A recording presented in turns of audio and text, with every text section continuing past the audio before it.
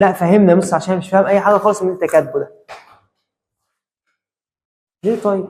السلام عليكم ورحمه الله وبركاته. ازيك يا صديقي عسل؟ كل حبايبي من اولى اعدادي، يا رب تكونوا بخير كلكم. النهارده ميعادنا مع اول فيديو في المنهج ان شاء الله اولى اعدادي.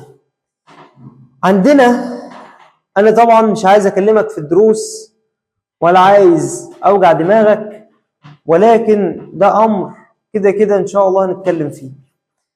بس في البدايه كده حابك ان شاء الله تستعين بالله سبحانه وتعالى وتتوكل على الله، واي حاجه تقف معاك ابعت لي على الواتساب 010 29 150 44 7.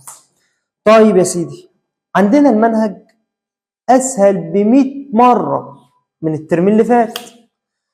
الترم الاول كان فيه شويه تريكات كده صعبه، انما الترم الثاني مختلف تماما عن الترم الاول. الترم الثاني سهل.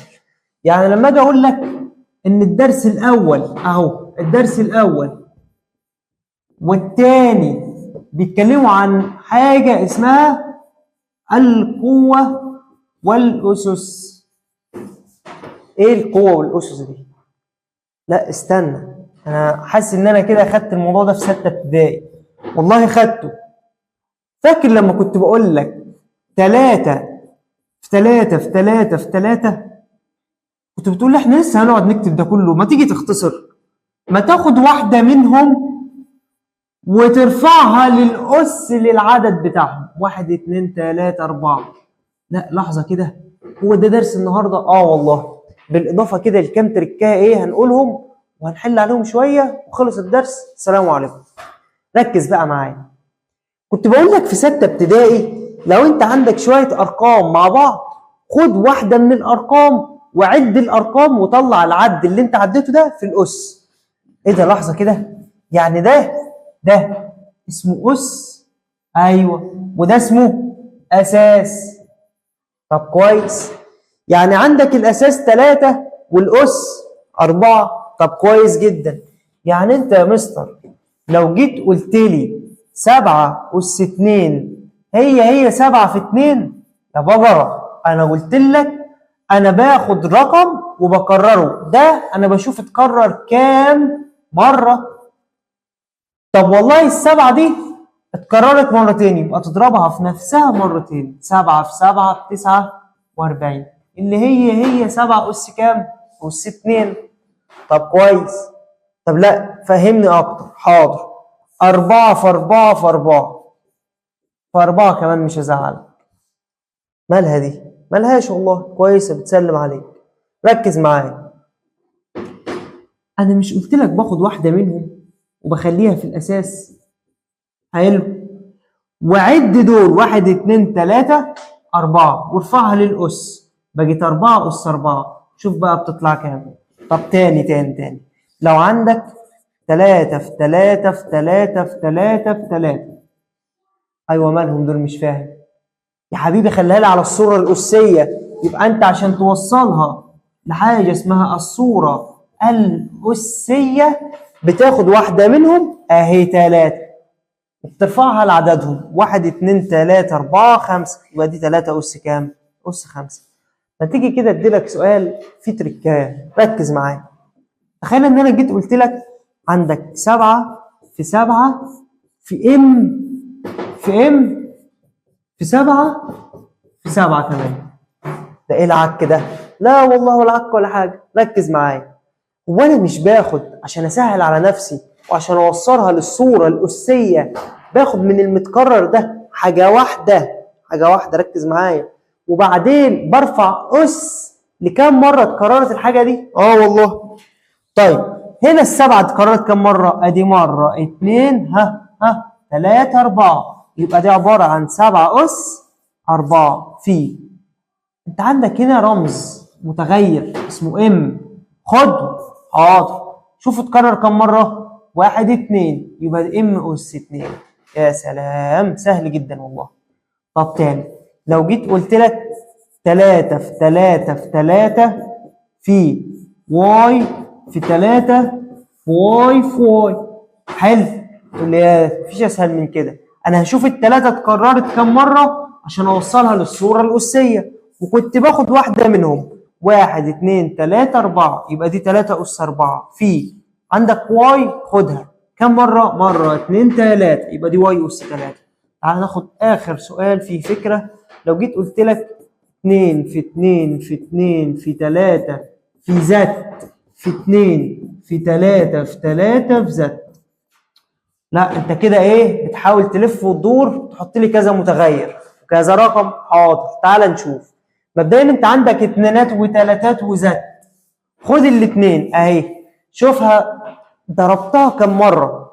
ادي مرة 2 3 4 يبقى دي 2 أس كام؟ 4 في خد التلاتة كم مرة؟ مرة 2 3 يبقى دي 3 أس 3 في خد الزد كم مرة؟ مرة 2 يبقى دي زد أس كام؟ أس 2. يبقى كل اللي أنا عايزك تركز فيه إن أنت عندك أساس وعندك أس. ده بسميه أيوه الأساس وده الأس. خلاص سهلة العملية إن شاء الله سهل مفيش أي حاجة صعبة. طيب تعالوا نخش على الجزئية اللي بعدها. أنا خلي بالك هاخد درسين النهاردة مع بعض. أنا عارفك إن شاء الله إيه قوي كده إن شاء الله ربنا يكرمك وناخد درسين مع بعض. طيب يا مستر أنا دايما كنت بشوف في المسائل حاجة اسمها سالب 7 أس 2 وحاجة اسمها سالب 7 أس 2. إيه الفرق؟ إيه الفرق ما بينهم؟ أنا أقول لك. الفرق يا سيدي الفاضل إن السالب 7 دي أس 2 السالب ده مش عليه أس ده بينزل لوحده أهو سالب 7 أس 2 قلت لك بتسعة وكام؟ 49 يبقى الناتج عندك سالب 49. أو بطريقة أحسن كنت أقوله دي سالب 7 أس 2 يعني 7 في 7 سالب ينزل 7 في 7 ب 49. إنما دي إيه؟ دي لأ ده السالب مرفوع كمان للأس يعني السالب 7 كلها مرفوعة للأس. سالب 7 في سالب 7 شاطر. طب وأخدت قبل كده إن سالب في سالب بموجب 7 في 7 ب 49. تاني وتالت ورابع. لو السالب جوه القوس عندك يتحسب. طب ما تيجي كده اديلك تركايه حلوه كمان.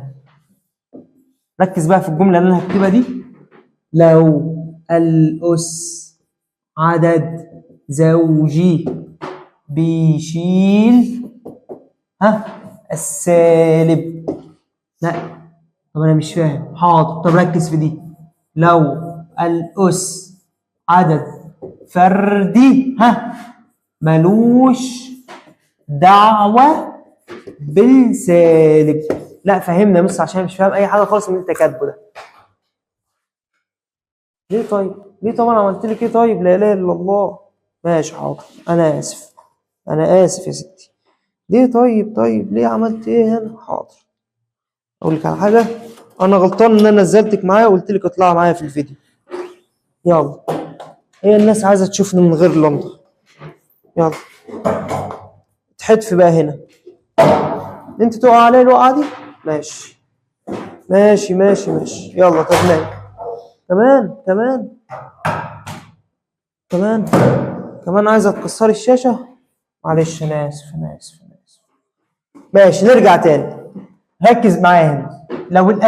لو الأس عدد زوجي بيشيل السالب. ازاي بيشيل السالب؟ تخيل ان انا قلت لك معايا سالب 3 أس 6 ومعايا سالب 3 أس 7. ده ايه الكلام ده؟ انا مش فاهم. هفهمك. ايه الفرق بين دي ودي؟ والله هما الاتنين جوه اقواس ماشي بس دي سالب 3. ايوه يا حبيبي دي سالب 3. قلت له طب امال ايه الفرق؟ دي أس 6 ودي أس 7 تفرق؟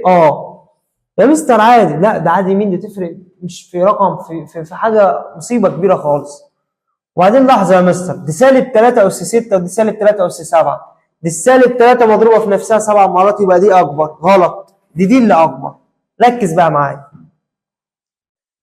لو انت عندك أس زوجي زي ما انا كاتب لك هنا. لو الأس عدد زوجي ما هو الستة دي عدد زوجي يا حبيبي ما الأعداد الزوجية 0 2 4 6 8 كل ما تروح تزود 10 12 14 كل ما تروح تزود كام؟ 2.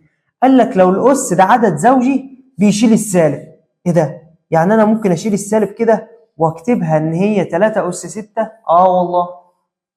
طب لو الأس عندك عدد فردي، قال لك لو الأس عدد فردي مالوش دعوة بالسالب، بتنزل زي ما هي.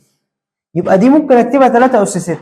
يجي يسألك مين أكبر؟ التلاتة أس 6 ولا السالب 3 أس 6؟ أقول التلاتة أس 6 هي سالب 3 أس 6، لأن الأس الزوجي بيشيل السالب، الأس الزوجي بيشيل السالب، تاني الأس الزوجي بيشيل السالب. حلو خالص. طيب إيه كمان؟ قال لك ركز معايا، ده جزئية مهمة اللي أنا هشرحها دلوقتي من الدرس الأولاني. قال لك بص يا سيد الفاضل، تخيل عندك 3 أس 3 وعندك 3 أس 2 وعندك 3 أس 1، أنا كل ما أروح بنزل، وعندك 3 أس 0 وعندك 3 أس سالب 1، كل ما أروح بنقص رقم، وعندك 3 أس سالب 2 وعندك 3 أس سالب 3. إيه ده؟ أنا مش فاهم أي حاجة. هتفهم. مش 3 أس 3 عبارة عن 3 في 3 في 3؟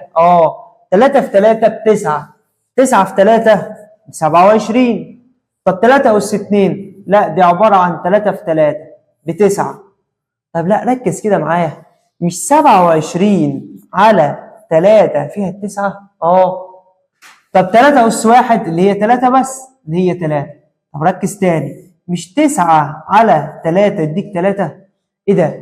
هو عشان انقل من أس كبير لأس صغير كل ما اروح بقسم على 3؟ والله. طب ما بالمرة بقى، مش هعرف احسب دي، بس اقسم دي على 3. انت مش قلت لي كل ما تروح بتنقص 1؟ ما هو الواحد بقى 0، فعلا نقصت 1. طالما نقصت 1 يبقى تقسم الرقم اللي عندك ده على 3. 3 على 3 فيها الكام؟ فيها الواحد. وهنا نستنتج حاجة مهمة في غاية الأهمية، 3 أس 0 ب1. وخد المعلومة دي، أي رقم في الدنيا، أي رقم في الدنيا ما عدا الصفر. بص، أي رقم في الدنيا ما عدا الصفر أس 0 يساوي 1. 3 أس 0 ب1، 5 أس 0 ب1، زفت أس، يعني لو جيت كده كتبت لك إيه في الامتحان؟ زفت أس 0 هتقول لي ب1. أي مصيبة أس 0 ب1 ما عدا مين؟ ما عدا الصفر. مفيش حاجة اسمها 0 أس 0. خلاص؟ 3 أس 0 6 أس 0 مليون مليار دشليون أي حاجة أس 0 ب1. خلاص؟ طيب طب ما تيجي تقسم الرقم ده على 3 هيدي لك هنا هي 1 على 3. طب ما تيجي تقسم الرقم ده على 3 بقى 1 على 9. ما تيجي تقسم الرقم ده على 3 1 على 9 على 3 1 على 27. وكل ما تروح تقسم على 3 على 3 على 3 ولحد ما ربنا يكرمك وتخلص الى ما لا نهايه. يبقى كل اللي عايزك تعرفه هنا ان اي حاجه اس 0 بكام؟ ب1. طيب الحمد لله. في حاجه ثانيه يا مستر حكيم، يعني الموضوع كده زاد عن حده بصراحه. اخر معلومتين بس هقولهم لك، وانت عيش بقى مع كتاب المعاصر، حل من هنا للصبح. طيب يجي يقول لك ال81 هي عباره عن ايه بالصوره الاسيه، وبالمره عامل لي ال125 وبالمره عامل لي ال128. حاضر، لو انت ركزت معايا انا هظبط لك الدنيا. طيب بسم الله، ركز بقى معايا.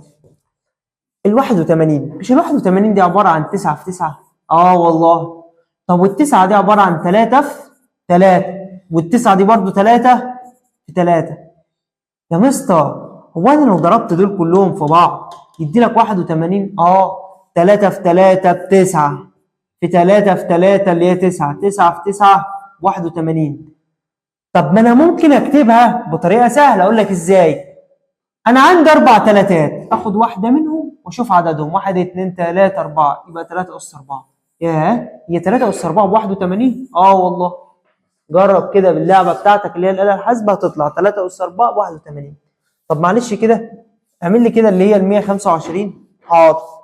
ال 125 هي عباره عن 5 في 25. ماشي، والخمسة دي ما اقدرش احللها تاني، انما اقدر احلل ال 25 عبارة عن 5 في 5.